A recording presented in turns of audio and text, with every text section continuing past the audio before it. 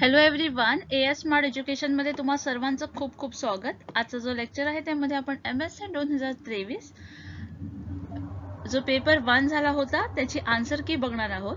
याची मी आन्सर की ऍक्च्युअली टाकणार नव्हते, पण एका स्टुडंटने रिक्वेस्ट केली त्यामुळे जी पेपर 1 ची आन्सर की मी टाकत आहे. ओके, हा व्हिडिओ जो आहे तो तुम्हाला खूप हेल्पफुल पडेल तुमचा जो पेपर झाला आहे तो ॲनालाइज करण्यासाठी. त्यामुळे जो व्हिडिओ आहे तो नक्की बघा, जेणेकरून तुम्हाला माहिती पडेल की तुमचा जो स्कोर आहे तो किती होत आहे.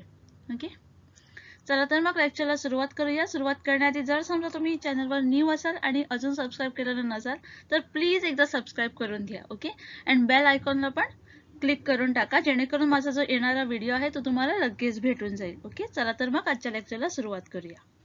तर हे बघा, इथे जो क्वेश्चन पेपर आहे तो बुकलेट ए आहे माझ्याजवळ. ओके, ए कोड जो आहे तो आहे. तुमचा जो बुकलेट आहे तो तुम्हाला चेक करायचा आहे, त्यानंतरच क्वेश्चन चेक करायचा आहे. ओके, तुमच्याजवळ कुठलाही बुकलेट असू शकतो ABCD मधला. तर बुकलेट ए मध्ये जो फर्स्ट क्वेश्चन होता तो होता problem solving method are used by the teacher in level of teaching. इथे तुम्हाला लेवल्स ऑफ टीचिंग वर क्वेश्चन होता आणि यामध्ये विचारण्यात आलं होतं की प्रॉब्लेम सॉल्विंग जी मेथड आहे ती आपण कुठल्या लेवलमध्ये यूज करतो. तर याचं जे करेक्ट आन्सर येईल ते येईल option number C, that is reflective लेवलमध्ये. ओके, कारण ही जी आहे ती हाय लेवल आहे आणि हाय लेवलमध्ये आपण याचा वापर करतो. Then is question number 2, feedback of classroom teaching from whom is the valuable feedback for the teacher. Feedback वर क्वेश्चन आहे. एखादी टीचर ज्यावेळी क्लासरूम मध्ये शिकवते त्यावेळी सगळ्यात जो व्हॅल्युएबल फीडबॅक असतो तो कुणाचा असतो. त्यासाठी 4 ऑप्शन्स दिले होते. तर याच्यातला जो ऑप्शन नंबर सी आहे स्टुडंट्स अँड पेरेंट्स, याचं जे करेक्ट आन्सर येईल ते येईल option number C. Okay, question number 3, स्वयंचा फुल फॉर्म विचारण्यात आला होता तुम्हाला. Swayam stand for study web of active learning for a young aspiring mind. That is option number D is the correct answer here.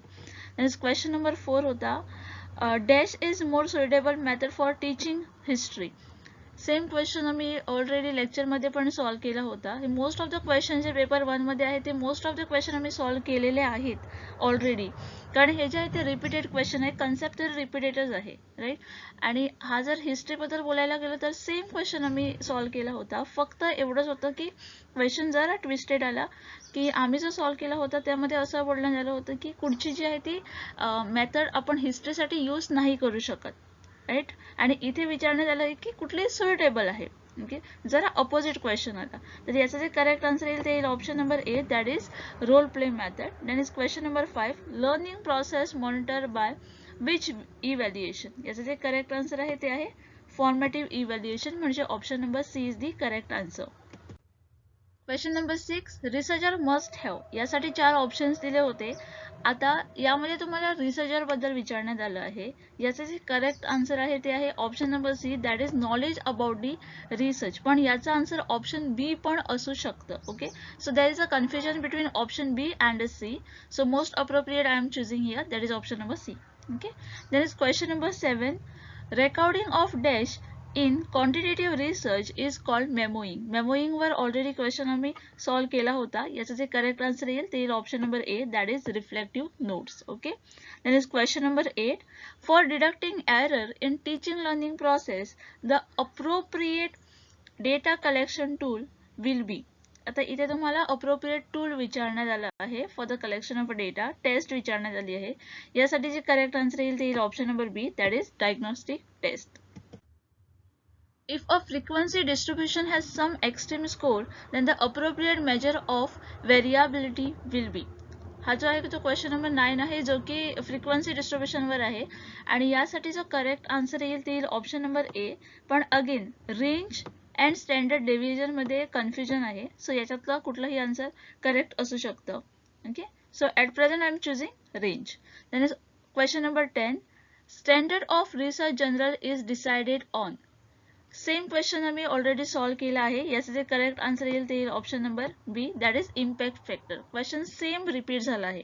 Okay, त्यानंतर जे questions होते ते पॅसेजवर होते, जे की फ्रॉम क्वेश्चन नंबर 11 to 15 होते. आता इथे मी पॅसेज रीड करत नाही आहे, फक्त तुम्हाला आन्सर सांगत आहे. ओके, तर हे बघा, ही ती पूर्ण पॅसेज आहे.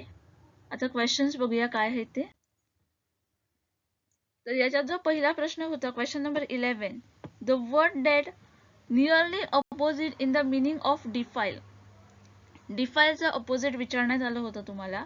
याचं जे करेक्ट आन्सर येईल ते येईल option number A. Okay. Then is the author of the passage suggests that the main purpose of political education should be. So here the correct answer will be option number C. जर समजा तुम्ही मराठीतला जो passage आहे तो समजा read करून त्याचा answers केला असाल तर पॅसेज जो आहे तो डिफरंट असू शकतो पण जे आन्सर्स असतात ती तीच असतात. ओके.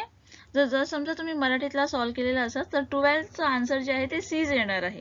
मी इथे इंग्लिश मधला जो पॅसेज आहे त्याला रीड केला आहे आणि मराठी मधल्याला रीड केलेला नाही आहे त्यामुळे मी इंग्लिश मधला आन्सर दिले पण जो ऑप्शन्स आहे तो तोच येईल तिथे पण. Okay. Then is question number 13. According to the passage, the close meaning of connotation is. याचे जे करेक्ट आन्सर येईल ते येईल option number A, that is different meaning. इथे सिमिलर मिनिंग हे पण करेक्ट होऊ शकतं. ओके. But most probably the answer will be option number A. Then is how has politics been related to the educational institution. याचे जे correct answer येईल ते येईल ऑप्शन डी जो आहे तो इथे correct येईल. Okay, without political support there was a lot political interference. Okay. Question number 15. In the passage hands of education suggests that politicians should. याचे जे correct answer येईल ते येईल option number B, that is protect the education system. That is question number 16. In any organization, information is being shared among the members. This type of a communication it is a internal communication. So option A is the correct here. And this question number 17. Cultural difference between sender and the receiver may affect. याचे जे correct answer आहे ते आहे option number C, that is effectiveness of the communication. तर इथे question number 18 जो होता तो होता according to whom communication means a transfer of understandable information between two persons. हे जे आहे ते कोणी दिलं होतं तर question number A, that is F.G. मेयरने. Okay. Then is question number 19. Effective communication may be shown by which equation. आता हे जे इक्वेशन आहे ते हा निवज आहे कन्सेप्ट असं मला तरी वाटतं कारण याच्या आधी मी कुठल्याही प्रिव्हियस इयरमध्ये पण इक्वेशनवर कम्युनिकेशनवर इक्वेशन कुठलं बघितलं नव्हतं. सो इथे तुम्हाला जरा डोकं वापरण्याची गरज होती. याचा जे करेक्ट आन्सर येईल ते येईल ऑप्शन नंबर सी. कारण ज्यावेळी एखादी मेसेज एखाद्या सेंडरकडनं सेंड होते रिसिव्हरला त्यावेळी आपण काय अज्युम करतो की त्याचा इफेक्ट जो आहे तो पॉझिटिव्ह यायला पाहिजे. सो पॉझिटिव्हवर आपण ॲट प्रेझेंट जाऊया. So option number C is the correct answer here. Then is question number 20. The element which badly affect the effectiveness of a communication is called as. It is noise. हा जो question आहे तो already आपण solve पण केला आहे. Question number 21. The number of a 8-bit computer word formed by 0s and a 1s with the exactly 3 first s and 5 0s is. Question number 21 चे जे करेक्ट आन्सर येईल ते येईल option number B, that is 56. Then is question number 22 ज्यामध्ये तुम्हाला variance community दिली होती ज्यामध्ये x1 होता, x2 होता, x3 होता, x4 होता अँड x5 टिल x7 पर्यंत होते. याचं जे करेक्ट आन्सर येईल ते येईल option number D, that is 0 is the correct answer for this question. Okay. Question number 23 जो आहे त्याचे जे करेक्ट आन्सर आहे ते आहे option number C, 12 is the correct answer. Okay. Then is question number 24. यामध्ये तुम्हाला a water tank fill in a 6 hour with the first step. It take a 12 hour for the another tap to fill the tank. If both the taps are turned on simultaneously, how long it will take to fill the vacant tank? असं विचारण्यात आलं होतं. याचं जे correct answer येईल ते येईल option number C, that is 4 hours. Okay. Then is question number 25. 25 चे जे करेक्ट आन्सर आहे ते आहे option number A, that is 9. If the S get 10% of a point higher than the y, then what is the percentage of a y get less than the point then x? The option A is the correct here, that is 9. In the running race, Rani was behind a Shobha, okay, who was ahead of Aditi. So was ahead of the Aditi. Okay. So Aditi जी आहे ती इथे येईल. And Rihanna was behind Aditi. अदितीच्या पाठीमागे कोण आहे तर रिहाना आहे. Okay. So which is the correct order from the front to the back in their race? So it will be Shobha, Aditi, Rihanna and Rani. That is option B is the correct here. Then is arrange the term in the meaningful or a logical order indicating the correct sequence. So त्यामध्ये सगळ्यात पहिल्यांदा काय येतं तर foundation येतं, त्यानंतर Windows येणार, त्यानंतर वॉल्स येणार, त्यानंतर विंडोज येणार, त्यानंतर रूफ येणार, त्यानंतर फ्लोर येणार and last is room. Okay, so option C is the correct here. Question number 28. Horse is the herbivorous animal. This statement is an example of. Yes, is a correct answer is option number A, that is perception. Okay. Then is question number 29. Which of the following is a valid conclusion based on the statement given below? Statement 1 is some animals are intelligent. So some animals are intelligent. Intelligence animal are monkey. So animals and intelligence and all monkeys are intelligent. Okay, अशा प्रकारची आपली diagram येईल. तर यामध्ये conclusion काय तर all monkey are intelligent, no it is not correct, and horse are intelligent, हे पण करेक्ट नाही आहे. Okay, so neither one or nor the two. Okay, so option D is the correct here. Which of the following diagram shows the correct relationship among the term entrepreneur? So entrepreneur, merit and a woman. Okay, so here we are assuming that it is an entrepreneur, merit and a woman. Why we are saying this? Because woman can be merit, can be the entrepreneur. So option C is the correct answer here. त्यानंतर question 31 आणि 32 जो होता तो data interpretation वर होता, ज्यामध्ये तुम्हाला table दिलं होतं आणि टेबलवर बेस्ड तो क्वेश्चन होता. ज्यामध्ये 31st जो क्वेश्चन आहे तो आहे for which type of a industry the direction between companies of district E and B is the maximum. आपल्याला आता जो बी आणि ई आहे याच्यामध्ये कॅल्क्युलेशन करायचं होतं. आता इथे किती कंपनीज आहेत तर 1 2 3 4 5 6 कंपनीज आहे. पण आपल्याला 6चा फाइंड आउट करण्याची गरज आहे का तर नाही, कारण ऑप्शन मध्ये तर आपल्याला 4च ऑप्शन भेटले आहेत. करेक्ट. आता हे चारही जे ऑप्शन्स आहेत त्याच्यावर जे आहेत ते आपल्याला फाइंड आउट करायचं होतं. फक्त या 4 कंपनींचाच आपल्याला डेटा घ्यायचा होता. ओके, ज्यामध्ये आपण बघू शकतो जे करेक्ट आन्सर येईल ते option number A, that is engineering and allied. Okay, याचं जे आन्सर आहे ते मला कसं भेटलं तर हे बघा, इंजिनिअरिंग अँड अलाइड याच्यामध्ये बी मध्ये काय आहे तर 76. ओके, आणि ई मध्ये किती आहे 166. सो 166 मायनस 76 याचे जे करेक्ट आन्सर येईल ते येईल 90. तुम्ही सॉल्व्ह करून बघू शकता बाकीच्या कंपनीसाठी पण. त्यामध्ये ना जे फर्स्ट ऑप्शन आहे त्याचं जे आहे ते मॅक्झिमम आहे. ओके, राहिलेले जे ऑप्शन्स आहेत त्यांचं जे आहे ते अमाउंट कमी आहे. So option A is the correct answer here. Question number 32. What is the percentage of agro based industry in the district B? तर यामध्ये आपल्याला काय करायचं होतं, जे बी मध्ये बी कॉलम मध्ये जे काही अमाउंट होते, जो काही फिगर दिला होता त्याला ऍड करायचा होता, टोटल करायची होती. ओके, आणि या टोटल वर नंतर किती पर्सेंटेज दिलं आहे हे आपल्याला काढायचं होतं तिथून, आणि तिथून जे कॅल्क्युलेशन केल्यानंतर जे आपल्याला करेक्ट आन्सर भेटतं ते भेटतं option number B, that is 17.2%. Okay, then is question number 33. In the certain state 60% of a married employee and a 52 graduate employee, 32 are nearly married nor the graduated employee. Find a percentage of a married and a graduated employee. याचा जे correct answer येईल ते येईल option number A, that is 8%. then is आपल्याला pie chart दिला होता. Question 34 and 35 याच्यावरच depend होता. ओके, क्वेश्चन्स बघूया काय आहे ते. Find the angle in the degree associated with the sector other. Okay, pie chart मध्ये आपल्याला प्रत्येक जो डिफरंट सेक्टर आहे त्याच्यावर काही ना काही दिलं होतं, राईट. आणि जो आपला अदर सेक्टर होता त्याला जे आन्सर होता ते 90% होतं, जो शेवटचा कॉलम होता इथे होता.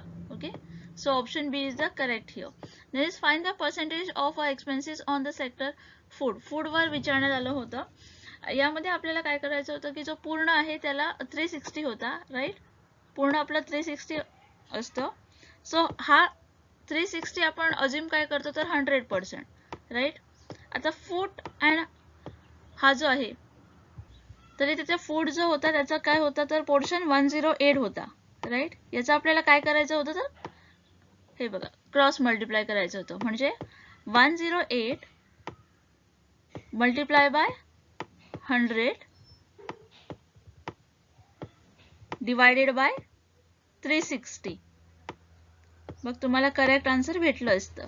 ओके, समजा करेक्ट केलं असेल तर आन्सर जो येईल ते येईल option number B, that is 30%. Okay, then is which of the following is a correct full form of HTML. याचं जे करेक्ट आन्सर आहे ते आहे option number C, that is hypertext markup language. The internet access to the common people in India was first introduced in. इथे आपल्याला common people ला विचारण्यात आलं आहे, त्यामुळे जे करेक्ट आन्सर येईल ते येईल option number A, that is 1995. Then is question number 38. Which among the following is the most helpful to the type of original language on the smartphones? याचे जे करेक्ट आन्सर आहे ते आहे option number C, that is Unicode.